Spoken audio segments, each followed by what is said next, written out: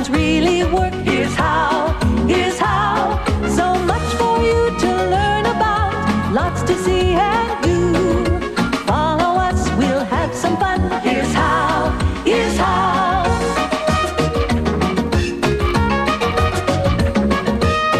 So follow us, we'll show you now. Here's how, here's how.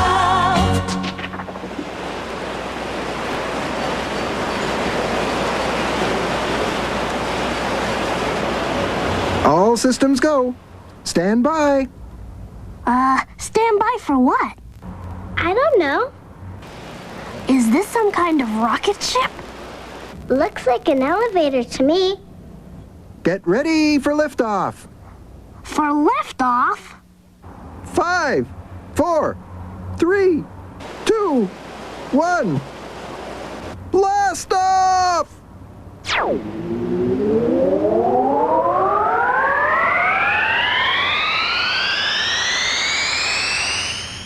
I knew there was a trick.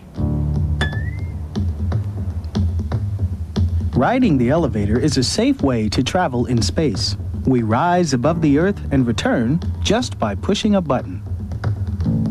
These days, we depend on elevators, especially in the city. Who built the first one? We don't know, but in ancient Rome, heavy loads were pulled up on platforms by slaves or animals. And the Egyptians had hoists to build the pyramids. Heavy platforms were carefully balanced using a system of weights and pulleys. They'd be the first freight elevators. Did she say freight or fright? They look scary. The platforms were great for lifting things, but people didn't dare ride on them. Can you guess why? The elevators had no brakes? Right. There were lots of crashes. In those days, no one would get on an elevator if they could help it.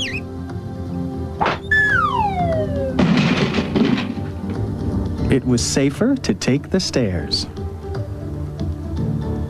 That must have been the first express elevator.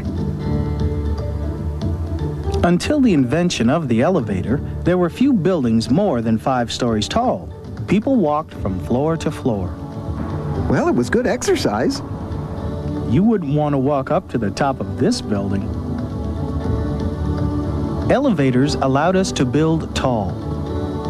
The skyscrapers changed the look of our cities forever. Skyscrapers were possible because of an important new discovery. This man, Elisha Otis, had invented safety brakes. Safety brakes? Sounds like a rock group. Elisha Otis and his safety brakes. I like it.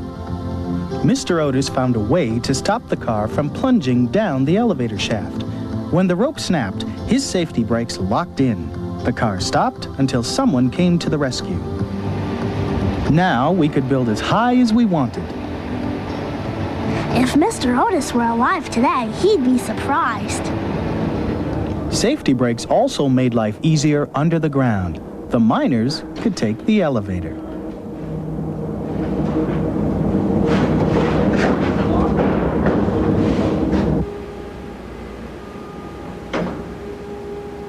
Gradually, people became more confident.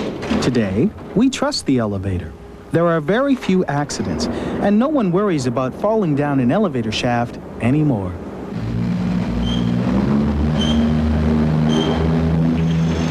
When a new skyscraper is going up, one of the first things an architect thinks about is where to put the elevators.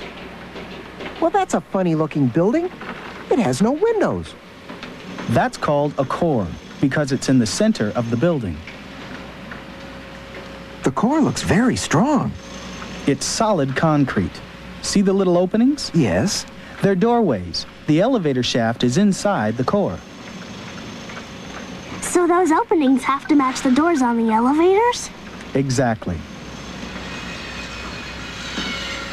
When the core is finished, the rest of the building is then laid out around it.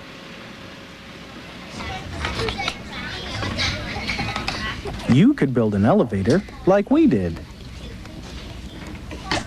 Make the car from Lego blocks and the cables from yarn or string.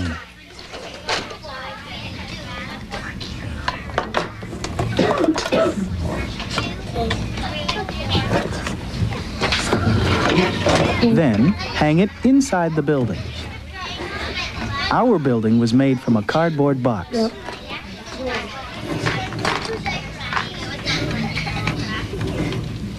Don't worry, a real elevator wouldn't be this wobbly.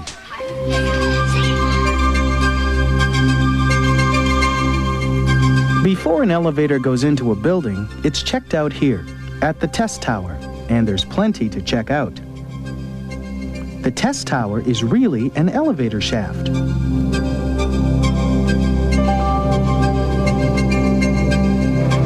The technicians can see whether or not all the parts are working.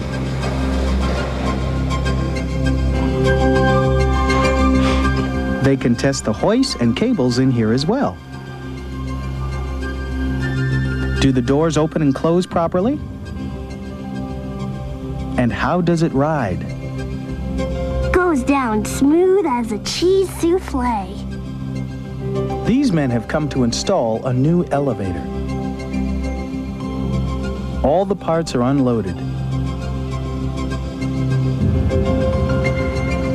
You have to have special training to be an elevator mechanic. There goes the door frame. While the elevator is being put in, inspectors keep a close eye on things. When the elevator's working, it'll move at about 30 kilometers per hour. How does that compare to the speed limit in your town? And another question, how many parts do you think there are in one elevator? I'd say 500. I think there are more than that. Yes, I do too. 17,000? Still more. The real number is about 28,000. In one elevator? Think about that the next time an elevator breaks down.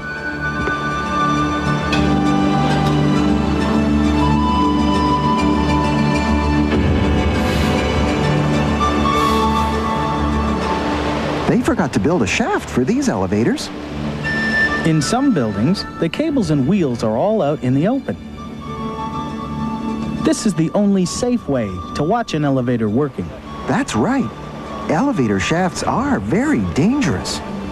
Stay far away from them. The elevator isn't wobbly because it travels on rails. Weights keep the car balanced and make it easier to lift.